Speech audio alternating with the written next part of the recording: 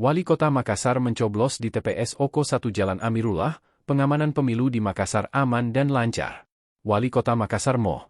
Ramdan Pomanto melakukan pencoblosan pemilu 2024 di TPS 001 di Baruga Habibi, Jalan Amirullah, Kelurahan Maricaya Selatan, Kecamatan Mamajang, Kota Makassar, Rabu, 14 Februari 2024. Dani Pomanto, sapaan akrabnya datang bersama istri dan anak-anak serta keluarganya untuk menggunakan hak pilihnya. Dengan berjalan kaki menuju TPS dekat kediaman pribadinya itu, wali kota 2 periode ini dengan penuh kasih sayang menggendong cucu pertamanya. Diiringi keluarga dan kerabat lainnya, mereka tiba di TPS sekira pukul 7.50 WITA.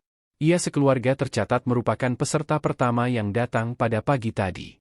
Setelah menulis nama dan melampirkan surat pemberitahuan pemungutan suara kepada pemilih disertai KTP, mereka lalu menunggu beberapa menit untuk menunggu panggilan dari petugas.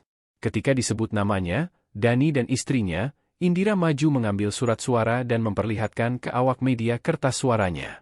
Keduanya pun menuju bilik suara untuk menyalurkan hak pilihnya.